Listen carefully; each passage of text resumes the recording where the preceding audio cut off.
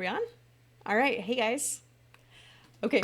Today I want to talk a little bit about what to do when your offer fails and why maybe that failure happened in the first place. Even if you feel like you did everything right, even if you're following all of your coaches or favorite business gurus' instructions, even if everyone said it's exactly what they wanted and needed.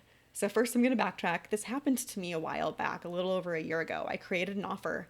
My coach even said, "Oh my gosh, I wish I had had this when I was starting out in business." And it failed. Nobody bought it. I spent a lot of time promoting it. Nothing happened. And I was so bummed out because everyone in my market research said it was what they wanted and needed. And I kind of forgot about that story until last week, a friend of mine in my accountability group kind of ran into the same problem. She launched a quiz for lead generation, and by all accounts, it should be performing like gangbusters, and it's not. She's like, I don't get it. I asked my people what they wanted and needed, and that's what I gave them. And suddenly, a light bulb clicked because that is basically what happened to me. And I realized hearing her tell her story what it was that failed for both of us. And it was that we asked our people what they wanted and needed. And you're like, wait, Britt, that's what I'm supposed to do, right?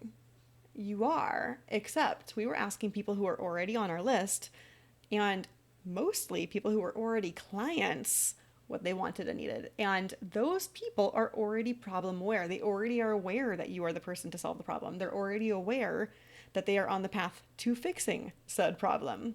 So their wants, needs, desires, anxieties, all of those things are already being changed just by being on that path. So my friend doing lead gen, these are people who are just becoming aware of the problem and they have different wants and needs. Therefore, her market research was actually geared to a slightly different segment of her best client. Minor distinction, but it matters in terms of conversions in a big way.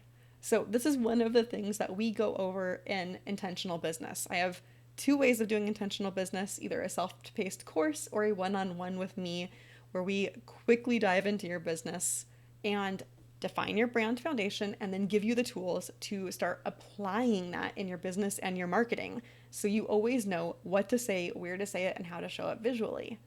I do this all using something called the brandscaping method, which is a 6-question process that defines your brand foundation and gives you those tools.